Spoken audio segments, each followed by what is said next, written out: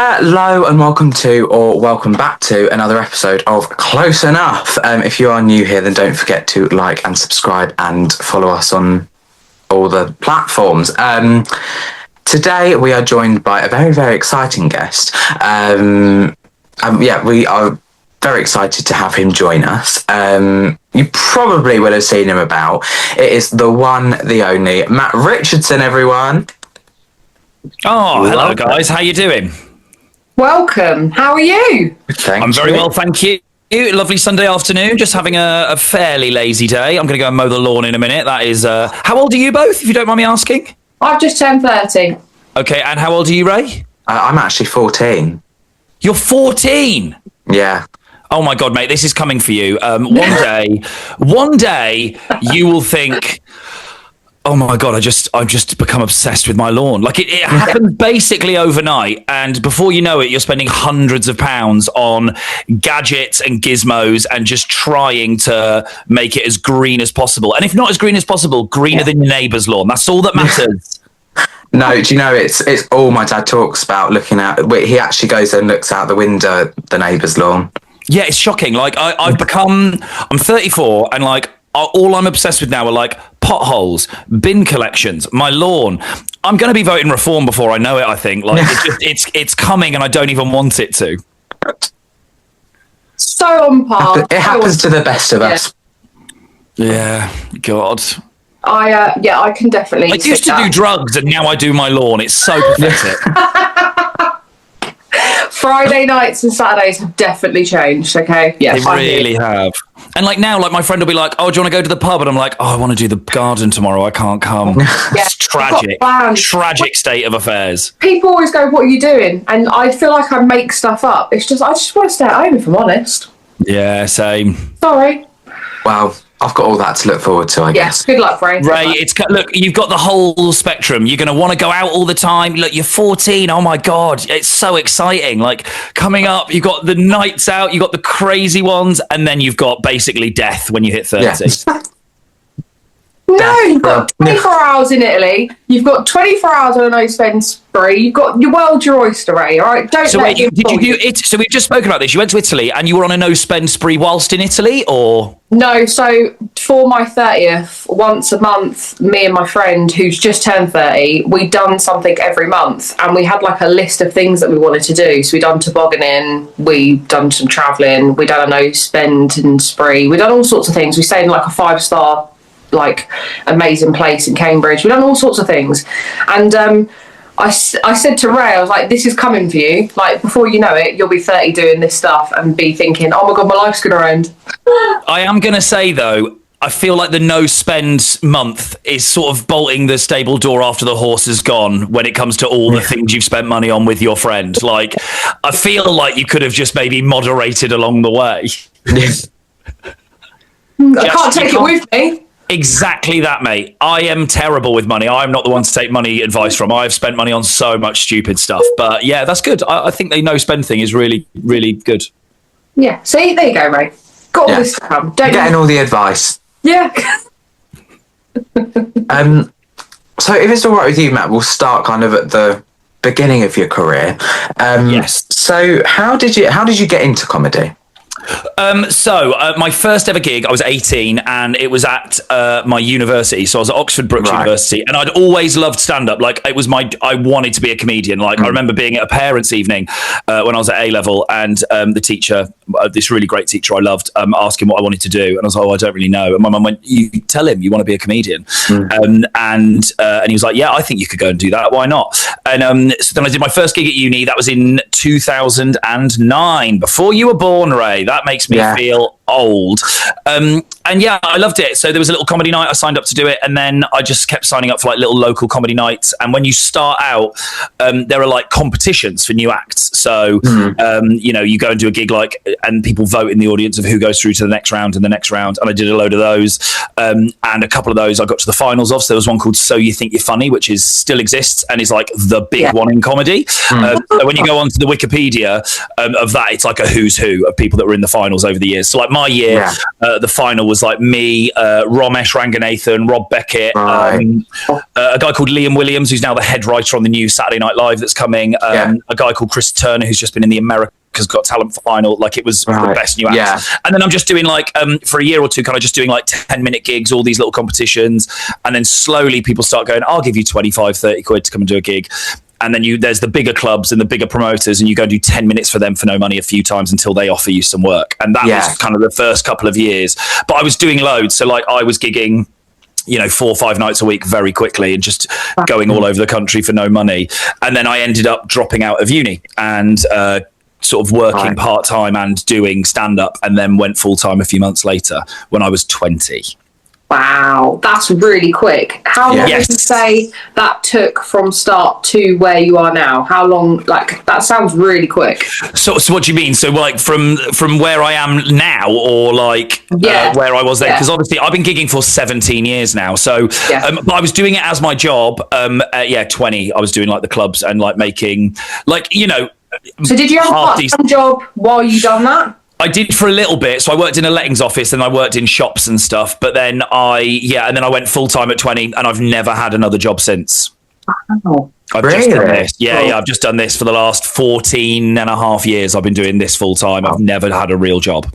So you mentioned that you always kind of wanted to be a comedian. What were your earliest memories of comedy or comedians? So the first ones were, so my dad had a Billy Connolly DVD or video or something. And then so I was like a teenager as DVDs became massive, and like you just get loads of DVDs for Christmas. So I was getting like Jimmy Carr's DVDs, Peter Kay's, Russell Howard's, like all these sorts of things, and just became really into it. And then I went to see Jimmy Carr when I was like, we were 16 maybe. Me and my mates went to see Jimmy Carr. And then like Russell Howard and people like that we used to go and see all the time. Russell Howard was big back then on television. Russell Howard it was when he was just blowing up massive. So I saw him at like the 600 seat theatre in Oxford near where I lived, and then he was sort of very on the ascendancy at that point. And then so just did that, and then the first like comedy night I went to that wasn't someone's tour show was the first one I did at university, where there was like 5 or 6 newer acts doing 10 minutes each, and then that was my first like comedy night. How did you feel in the build up to that? Were you nervous? Were you excited? Well, I booked it in 2 weeks before, so it wasn't like it was building up for months. And then, so I was excited about it. And the first gig went really well. Like a lot of comedians will have this story where the first one is great. And then you start having harder ones. Because when you're new, you don't know why a gig goes well or not. And I think sometimes the adrenaline of that first one carries you through. Like it was in the SU at my uni.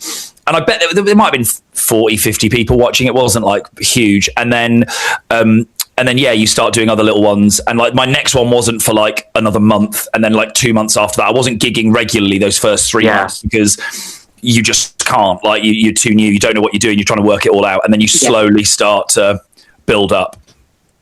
Wow. What was it like with like the audience and stuff when you first started? It's fine. It depends on the gigs. The thing with comedy is where I am now, like I do all the big clubs, I do, I can tour, I do a lot of gigs in theatres and things like that. When you're new, the gigs are harder because like I've done so many gigs to like 5 people in a pub and those kinds of things.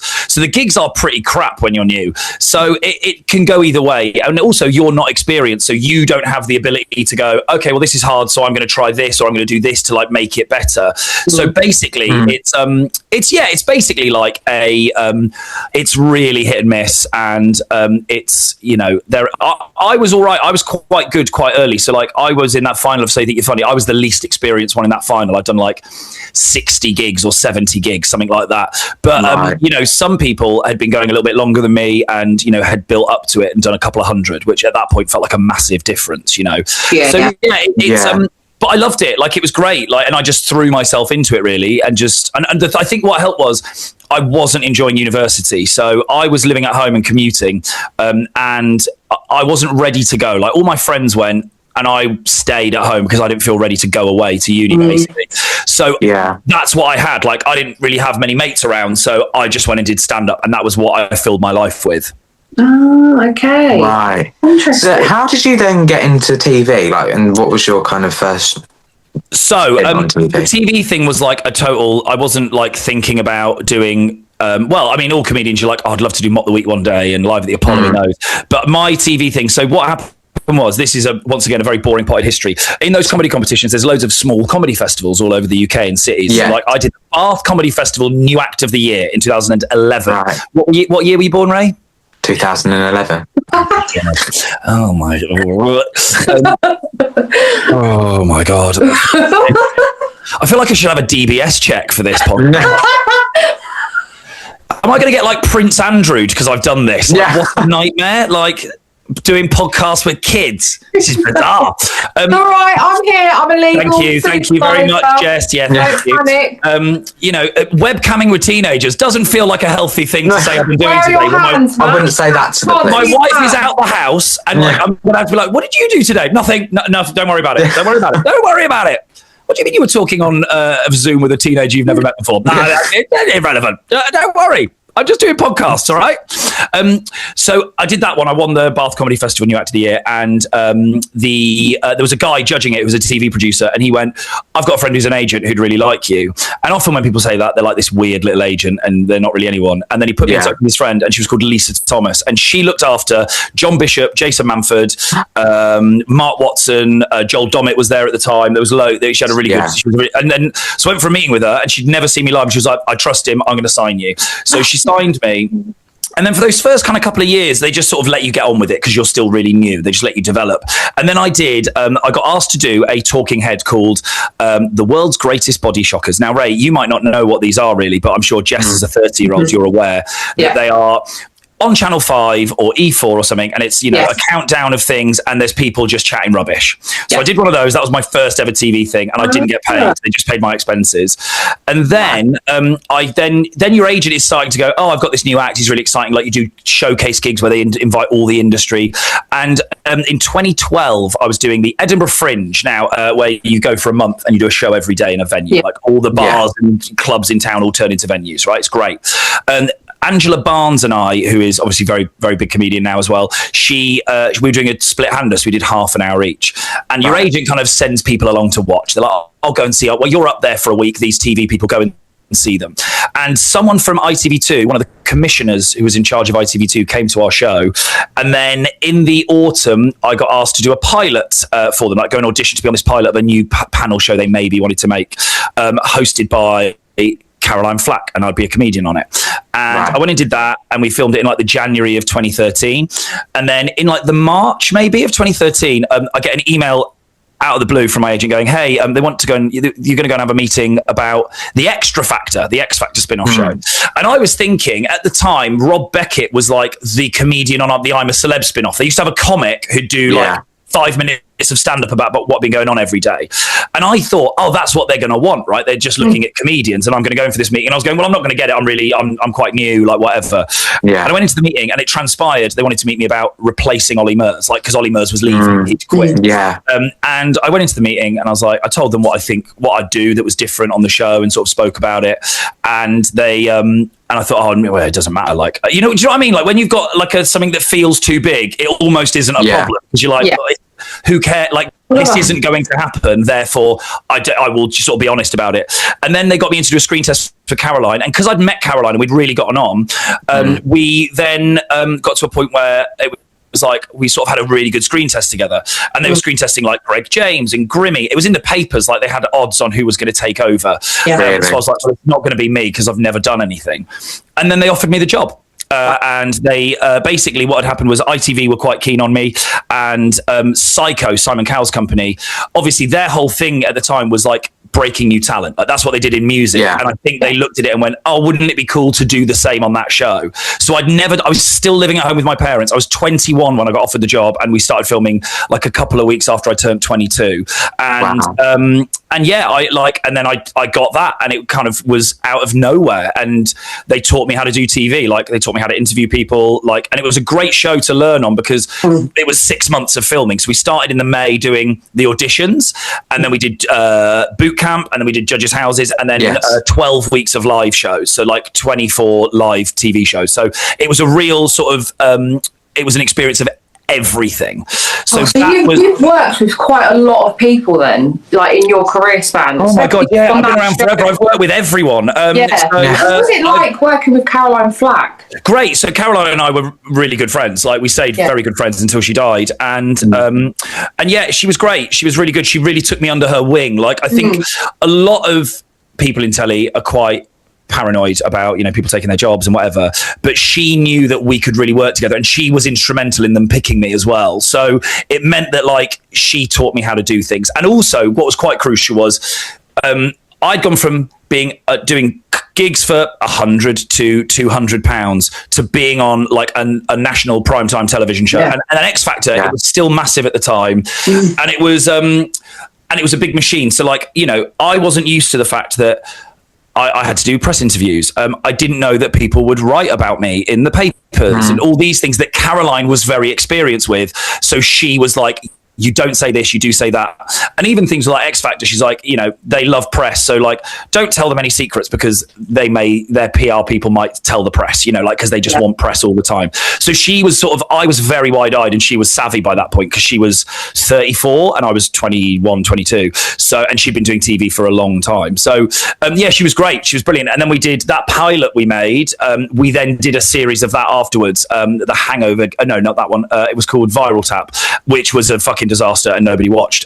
But yeah, like we worked together and we stayed very, very good friends. Like we lived very near each other in London. We used to hang out all the time. Yeah, because she seemed like such a like personality and like bubbly person. Very much so. Yeah, she was. I mean, she was off each other. Yeah, we really did. We really got on. Like, you know, in when she wrote a book, her autobiography, like she said I was the funniest person she'd ever met. Like I really made her laugh and she really made me laugh. Like we just clicked, you know, for whatever reason. Like we just were really, really worked together.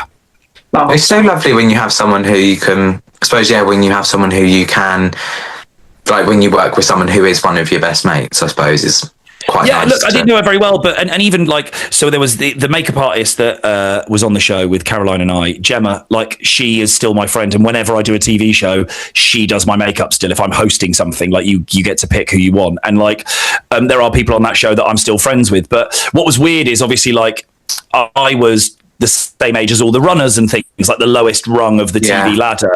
And like we'd go to like a hotel, like we'd be in like this posh hotel and they'd be in a slightly different one. And like actually like it was great because there was all of these people my age who'd also just gotten into television.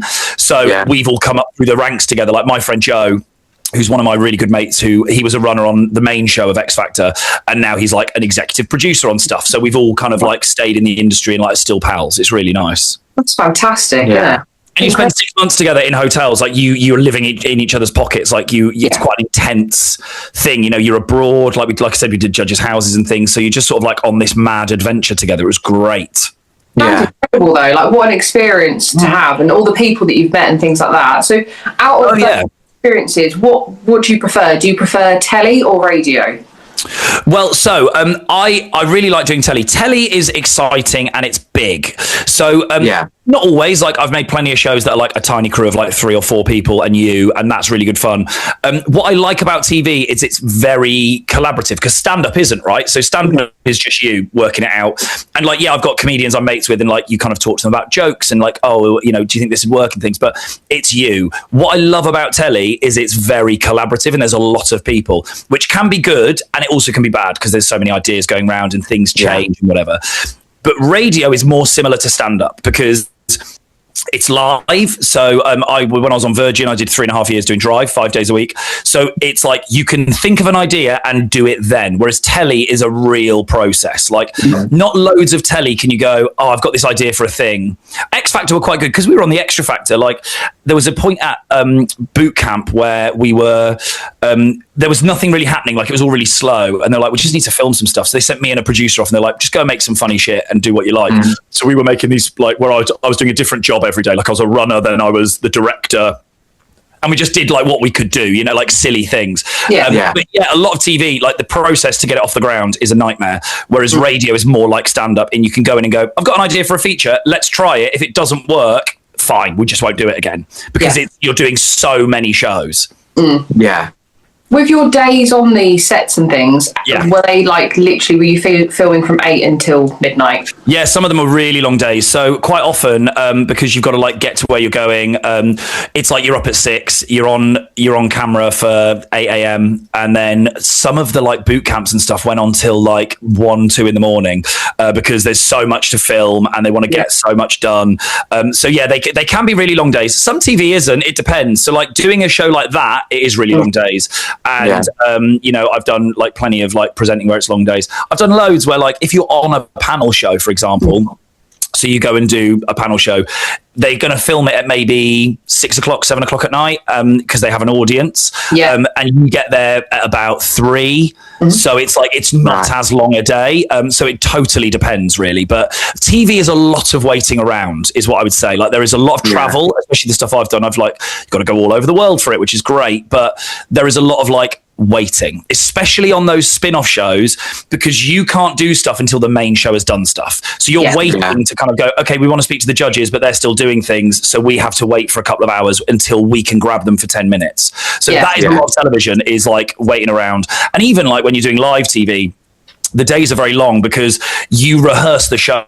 So, for example, the Extra Factor, you know, we used to do Saturdays and Sundays, or was it Fridays and Saturdays?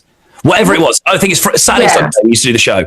So you would get to the studio at, you know, maybe 11 in the morning, midday potentially, and then you would run the show. So you'd do a read through of the script, like sat on the set, you go, okay, you do a quick read through on the auto cue of what the script is, and then you do a full run of it as if you're doing it with like stand-ins for the guests, and then you watch the main show, and then you do the show. So you can't, those are quite long days. For things like this morning, they just go in and do the show because they're doing it 5 days a week. But on those shows, and like I did another show, a ghost hunting show that was live, and you are spending all day rehearsing the show and then you do it in the evening, so they are quite long days. What is your like dream TV show to work on or to go on? It's a good question. I get asked this on TikTok a lot. I'd love to do I love live telly, so I really like doing pre-recorded stuff, but there is something I really enjoy about live telly. Like it's a real buzz, right? Because it's chaos and it's happening and like you've just got to do it. So even once you've rehearsed it, you know, things go wrong, things change, whatever. So I'd love to do like a live, like late night TV show. Like they used to in the 90s and early 2000s, they'd be like late night live talk shows and things like that. And it would just be debauched and chaotic. Something like that would be fun, but they're really expensive to make. TV is very expensive to make, and you know, there aren't that many people watching telly anymore, so it's like they wouldn't make those things, like you wouldn't get the budgets for them anymore. How do you think social media has taken over for that? 'Cause obviously you're big on TikTok and things, so do you think that's kind of taken over from telly? Yeah, man. Like, so you now don't need TV. So when I started doing television was how you got people to find out about you and come and see you live as a comedian. I went a weird route because I went presenting rather than being like doing stand-up shows and whatever. I found that a lot of people didn't even know I was a stand-up, which is fine. That's fair enough. But now you've got direct access to an audience. And, you know, I have started to do really well on TikTok the last couple of months. It's very weird. I'm not used to it. But already people are showing up to my shows being like, oh, I've come because you're on, which is great. It means that you don't have a gatekeeper in the middle. So even with podcasts and stuff, like podcasts are massive for comedians, and there are comedians who have never been on television who can do huge tours because they've got a successful podcast. And obviously there's a lot of podcasts, like, do you know what I mean? There's loads out there. It's not like, oh, there's 5 and everyone listens to them. Like, you still have to do a good job, but it's really lowered the barrier. So there's no longer a commissioner at a channel going, no, we don't want them. And that's all it takes. And in telly as well, it's one of those weird things where if one person starts booking you or one thing books you, then everyone else books you. But getting that first thing is really hard. Whereas putting stand-up or whatever, like I do questions and answers a lot on TikTok about showbiz and stand-up and whatever, which seems to have, you know, people have clicked with. But even now, like I'll put up a stand-up clip, and before I'd have put it up a year ago. Well, it depends. My stand-up was doing okay on TikTok. Like I got like 5 million views last year, but then like in the last 8 weeks, I've had 25 million views on video. Wow, so it's like totally changed. But now like people will watch it, like will see my stand-up and come. And even on my last tour, so I toured at the end of last year, plenty of people came up to me afterwards and they're like, oh, we've never seen you live before, but my friend sent me your video from the internet. So basically, TikTok, Instagram things, like you can now find an audience without being on television. There's no longer those gatekeepers, and people are using it. You know, like years ago, like 10 years ago, you wouldn't ever put stand up online because you'd be like, I don't want to waste my set. I don't want people to see it before they've seen it live. Whereas now, like, it's great because like people can see what you're like. I think I had a big problem with people seeing me present stuff, then coming to see me do stand up live, and it wasn't the right stand up for them. So now at least they can go on and go, oh yeah, I like that, or I don't like it, I won't bother going. Yeah. So do you think that, like, since you've kind of gone, like, well, I suppose, you've gone viral on TikTok the past couple of months, do you think that it's changed, like, it will change how, I suppose, like, the size of your shows? I don't know yet. So I hope so. Like, I'd love to be able to sell more tickets. I will see. I think the fact people are sort of starting to go, oh, I came to, like, last night I was in Bristol and a guy came up and he was like, oh, I follow you on TikTok now and I've come to the show. So the fact people are coming to just the club gigs I'm doing where you're doing like 20, 30 minutes and there's other comedians on, hopefully, but I don't know. By the time I'm doing, like, the annoying thing with touring is I can't just put another tour on sale now because I haven't got any material for it. So I won't know until I do a tour. And it may be that this will fall off. You know, like, I don't, like, the internet is fickle. It might be that by the time I tour, I'm long forgotten about, and this was just like a little period in my life. It needs to keep building. Like, I don't have millions of followers. I've got, like, you know, in the last 8 weeks, I've gone from like 40 to 90,000. Like, that still isn't a massive amount of people when it comes to an online presence. So I don't know, really. It'll be interesting to see what happens. Do you have like a favourite thing that you've done so far to date? Oh, that's a really good question. Loads of it. Like, I've done loads of stuff that I've really enjoyed. And even the stuff that hasn't been very good, I've still quite enjoyed it. There's been very few experiences that have been not a fun thing to do. So I did the Red Bull soapbox race for a few years, which was on Dave. You know, that, I don't know if you know it, the go-kart racing show. So I hosted that. I loved doing that job. That was great fun because we went all over the world. Like, we went to like Brazil, Japan, you know, the Middle East, like Helsinki. Like, we've been everywhere. America, Dallas, Texas, you know, all those places. So that was really. I also have really enjoyed, like, I did a ghost hunting show, so Celebrity Haunted Mansion and Celebrity Haunted Hotel, which were on W, a channel that you know, not many people know about. It was like the female version of Christine Lampard hosted it together, and we went ghost, like, we sent a load of celebs ghost hunting in these weird old buildings for a week, and that was chaos. That was great fun. So anything really. Like, I've really enjoyed most things I've done. Like, it's been.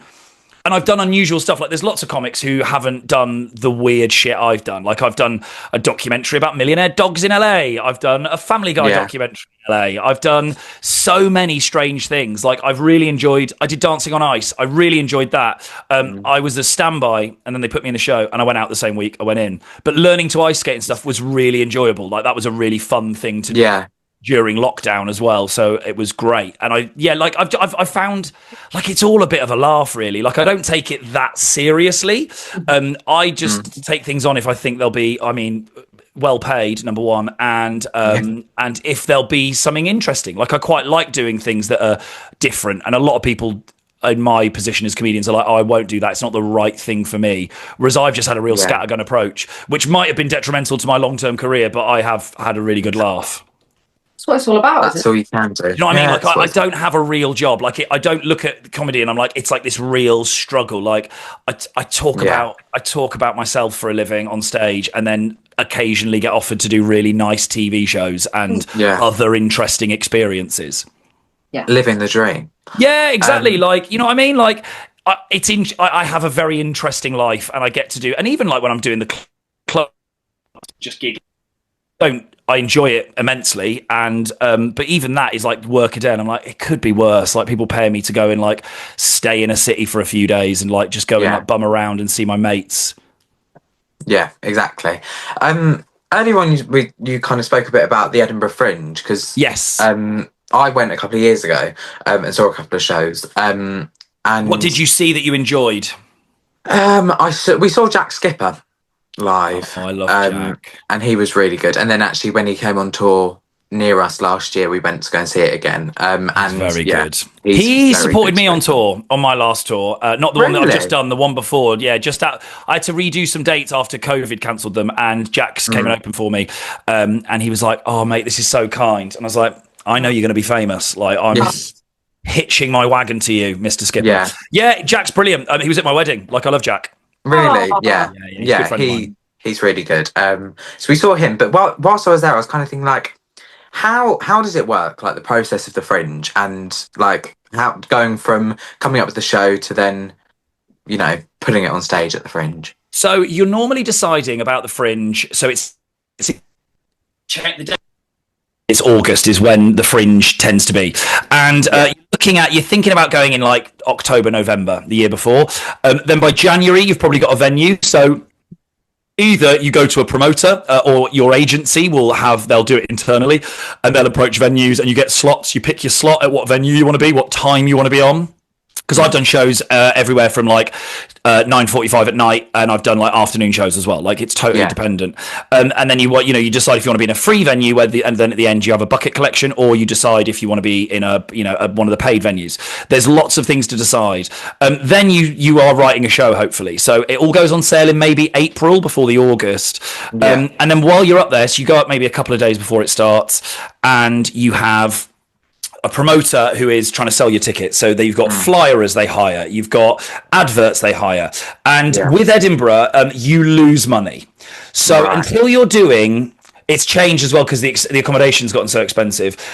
Once you're doing a couple of maybe 200-300 seats up there, you'll make money. But the venue take 40% of the ticket money and you take 60. That's the standard split in Edinburgh. Right. I did in Edinburgh one year and I lost $9,000. But it's less so now. It's changed because of the internet as well, and like it's gotten too expensive for people to go to. The TV industry don't go like they used to. It was like our trade fair. So you go and you set out your wares, and like, your agent gets people to come. If you have a good Edinburgh, that's really good for your career. So and also when you're new and you go up and you're doing like a split hour with like 2, maybe 3 people, it's a good place to go and do a shed load of gigs. Like when I was new, I think 2011, I was doing it, and I did a show with 2 other comedians every day. We're doing 20 minutes each, and then because you do an hour, that's how long the shows are, and then and then I did loads of other gigs. There's loads of gigs where you can jump on and do a spot to promote your show. And like I was doing like 5 gigs a day. So you get very good very quick because you can do so many. I think I did 98 gigs one Edinburgh. So it's a good place to learn the craft. At the position I'm at now, like I went and did 3 days this year. I did a work in progress for my tour, but it's a good launch pad. And because I'm now established in the industry, unless I went to do something totally different, like I was going to change, like write a really sort of different show, there's not much point me going to Edinburgh because everyone will go, oh, it's just another Matt Richardson show where he talks about wanking, Yeah, fair enough. Do you think though that you end up kind of making, well, I don't know, but do you end up making that money back that you lose because a lot of the time, it's a good question. You then take the show on tour? No, not always. So a lot of comedians go and do an hour show, but like they can't tour. They're not big enough to tour. So you do it to like, and also this is going to sound really wanky. It's an artistic endeavor. So you write a new show it's a good exercise to keep writing a new show. I think I couldn't write a new show every year. Like that isn't how quickly I write. Like I'm quite slow. Yeah. I'd have to do every couple, but there are people and they're just on that grind and they do it every year and they push themselves. And then like 5 or 6 shows in, it blows up.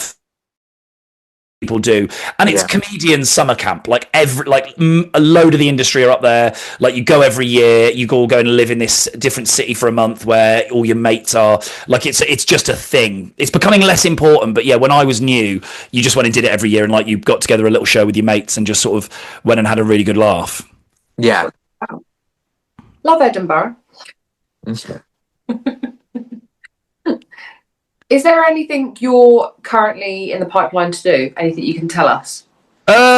Not like anything big. So I'm going to go on tour next year again. So I haven't done a tour for like 5-6 years, and then I did one at the end of 2025, which went very well, and I enjoyed it. But I'm doing like 150 seat rooms, so a couple that were a little bit bigger. But what I did is I got it filmed really professionally. So I'm going to put that out online like a special this year at some point. Right. I've just taken on a lad who's helping me build up my YouTube first, and then I'll put it out on YouTube, which is really good because like once again, like you can like there are some comedians like 250,000 people have seen their special, and you make money on it, but also it's just a really good way to sort of show your work, and it's something to have out there. So I've done that. That'll come out this year. But otherwise, nothing yet really. Like, I'm gigging loads. I'm doing sort of random jobs. Like, I do like loads of corporate bits and like jobs for brands and stuff, like filming for them. But yeah, nothing major at the moment. Like, people keep asking me on TikTok, they're like, have you had loads of offers because of this? I'm like, I've only been doing them 8 weeks. Like, that is not a very long amount of time. So I've been booked for some like big podcasts out of the blue. So I'm doing like Have a Word now. Like, I've been booked for that. Like, I couldn't get on that before. So little things like that. I'm like, oh, there's some sort of like, the resistance I had for certain things are just starting to break down a little bit. But I don't know. Half of the reason I love this job so much is every year in January, very rarely, like, unless you've got a touring, you book that about a year in advance. Like, I don't know much of what's coming up. Like, TV and things like that are booking much later than gigs. So you fill up your diary with gigs, and then those other jobs, they come in like a month, 2 months before, or maybe even like a couple of weeks before. So I love that unknown thing every year. Yeah. So, and then obviously we've spoken a bit about today, obviously, like, you kind of, that TikTok has kind of taken you off. You kind of gone viral on there for being raw and honest about the industry, your career, TV or whatever. Yeah. So we thought we'd play a little game. Just lovely. Let's do it. A bit of fun. What's one TV show you've done and hated? Never mind the Buzzcocks. Oh, really? Yeah, it just wasn't very fun. I found it really hard. I'd sort of come from doing like lots of ITV2 and BBC Three stuff at the time, so I was doing lots of their shows where people kind of knew who I was, so it was easier. And then people didn't know. Iggy Azalea was on; she was an absolute asshole. And Phil Jupitus, I was on his team, and he was really made it really difficult. Like, he was really unpleasant and didn't just sort of like, I was on the end, and he sat with his back to me for the whole thing. So I just felt very out of my depth. Right? Yeah, uncomfortable. Who's one celebrity who's a proper diva? Oh my God. There are a few. It's getting less and less though. So I think as the work gets tighter, people go, maybe I'll act like a normal person. You know, and also divas, like, I've worked with plenty of people who have lots of demands, but it's about the work because they want it to be good rather than I need whatever. One celebrity that I've worked with that's been a real diva. That's a really good question. I worked with, Gemma Collins is a classic one. Like, that's her whole thing, isn't it? So she was a bit of a diva when I worked with her. Oh, well. Yeah. Who's the best or your favourite comedian other than yourself? There's so many. I love so many comedians. I'm going to go for a comedian called Esther Manito. She is brilliant. She's been on Live at the Apollo. She's on tour at the moment. She's a very good friend of mine, and we're doing some work in progress shows together at the comedy festivals. But she is phenomenal. Like, she really makes me laugh. Lovely. Very nice. What is your dream job? My dream job? I don't dream of work. I want to win the lottery. Yeah. If someone wanted to pay me £10 million to retire and not do comedy again, I'll take that. I don't know, really. Like, I'd love to do a tour in bigger venues. That's like the dream for me. Is I'd love to go from like the venue size I'm at to the next level up, like the 500 seaters, like those sorts of venues. I'd love to play. Yeah. That or a sugar daddy, yeah. That or a sugar daddy, yeah. Yeah. Fair enough. Your worst gig ever? Oh my God, where do I begin? There's so many. I've done as a cop, you just do so many bad ones. I once did a gig at Bath City Football Club, and I was brand new. I was getting paid £30, and I thought I was on a comedy night, so I was like doing 10 minutes on a comedy night. I get there are two comedians, and we aren't doing it at the same time. One has done it an hour earlier in the middle of a 1950s swing music night. So everyone's up and they're swing dancing. There's a big band on stage, and then someone comes on and goes, right, we need to stop now because there's another comedian. And they're all like, oh. And I'm there. I'm like 19 years old, T-shirt and jeans. They're all dressed to the nines. No one's told me what this is. And they get them to sit down at the other side of the dance floor. And I just start doing this gig and it's going horrendously. And at one point, a guy heckles and I say something back, and it's sort of, we have a bit of an argument. It's all very weird. And a woman, it's going horrendously, and a woman just goes, "You can just leave if you need to." And I'm like, okay. And then I got to the back of the room, and the guy who was the chairman of Bath City Football Club came back to bollock me, and he was like telling me off because I'd sworn, and I wasn't told I shouldn't, and I'd sworn, and he was like really having a go at me. And this guy sat in front, it was on this table at the back of the room. There, he just turned around and went, "Sorry, we're trying to listen to the music. Can you stop? Can you keep it down?" And the guy went, "You need to fuck off, mate." And the other guy squared up to him, and they had a fight. And like the music stopped. It was like a Western bar brawl, and I'm just stood in the middle of these two guys. And as I leave, I'm just going to go. The chairman yelled, "You're banned from Bath City Football Club forever." Oh my God. So that wasn't great. But there's been tons over the years. No, never, no. Never got paid either. That 30 quid. Really? Oh. Yeah, the promoter, I rang him, the guy booked me, and he was like, "Oh, mate, what a great story, though." Yeah. While I was having like a mental breakdown in the car. Yeah. Just the beginning of your career, geez. Yeah. What is the average paycheck like in the industry? Oh my God, it varies so much. So it depends what you're talking about. Comedy, TV, whatever, whichever you want to know. And it's all based on like your profile, things like that, you know. So what I get paid to go on Dancing on Ice, for example, will be vastly different to someone else, you know. So in the comedy clubs, the money changes depending on day of the week, size of the venue, whatever else it is. So some gigs, you know, are £100. Some gigs are £1,000. Like there's a total difference. And like I do some of the higher paid ones because I've done some telly and I've got some profile. So it's totally dependent, you know. Like I've done gigs where like, you know, I've got paid, the most I've been paid for a job was 64 grand for a day and a half's work, and then for a job for Stella Artois. But then I'm doing a gig next week to go and do new material for 30 quid. So it's totally all over the place, and you decide what you want to do, you know. So, and even like last night I did 2 gigs.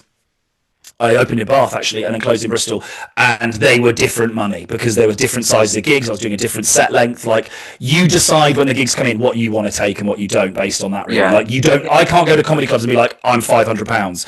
They are. This is the fee. Do you want the gig or not? Basically. Yeah. So and then you know like the Daily Mail or whatever leaks. Yes. You know however much people have made. Are they ever realistic or not? Not really. I've done like, you know, those when you like those, the Daily Mail have never done it about me, but there are those websites where they're like, what is, you know, networth.com and things. Yeah. There was one that said I was worth like 4 million quid, and that is not true. Like I make good money doing this. Like, you know, I've spoken about this on TikTok. I'm happy to do it here. I think in 2017 was my best year. I made, but then also there was expense involved in it. So, but my company turned over £250,000. But then when I was starting out, like I was making 20 grand a year, and then like now I make about you know, between 150 to 180,000 pounds a year, depending. Not too shabby. Not too shabby, but like I said, there is expense in that. Like that is my turnover, not my profit. So like it depends, but that is the money that's come in. So yeah, it's totally dependent. And like last year, like cost me 10 grand to get my show filmed. Like all these things, I had to buy a new car, whatever. So it really depends, and it varies wildly. Like I don't have a set like this is how much money I make. Like because I'm self-employed, and it's all different avenues. Yeah. Yes. And then one final question to wrap up today. What's your job taught you about yourself? That is a very good question.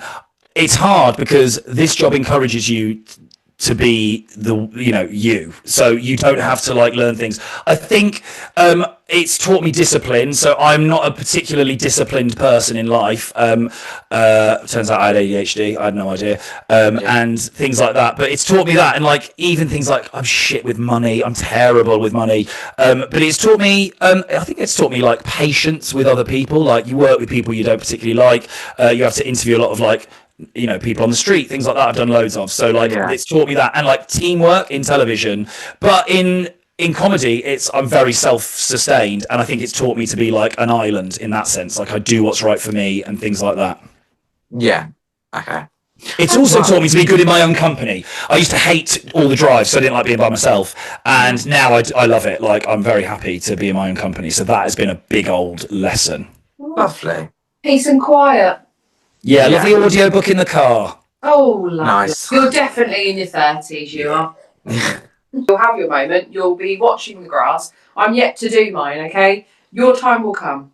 Yeah, it will. Yeah, the grass is coming for you. And the thing is, you'll enjoy it. You're not going to be sad when it happens. No. Yeah, at the moment, you're just looking for a patch of grass in a park to go and get drunk on with your friends. Oh, that's going to change. Lines are coming for the toilets in the pub, okay? He's 14. Don't tell him that. It's too expensive. Look, his generation might be able to afford a house, let alone drugs. It's a struggle, cost of living. You're 14, not yet. Yeah. You well, wait, mate. It is a struggle. You wait till you've got to get house insurance. Well, yeah, that. My God, I pay for life insurance. I pay for life insurance, and the worst part about that one is I don't get the money if I die. My wife does. I now look at my wife and I'm like, the best financial decision I could make is to murder you. Honestly, that is so true. Yeah. I'd have my mortgage paid off. Yes. You know, basically, every time she's doing like a job on a ladder now, I don't go and steady it. Yeah. Well, thank you so much, Matt, for joining us today. Thank you for having me, guys. Beth, how long have you been doing the podcast for? Since coming up to a year in it this year. Yeah. Well, best of luck with it in the future, and thank you very much for having me. Thank you so much. Thank you so much. My pleasure. We will see you guys next time. Thanks for joining us. You can follow us on Spotify, YouTube. We are on Instagram and TikTok, and you never know who we're going to have on next week. Thank you. Yes. Thank you. Bye.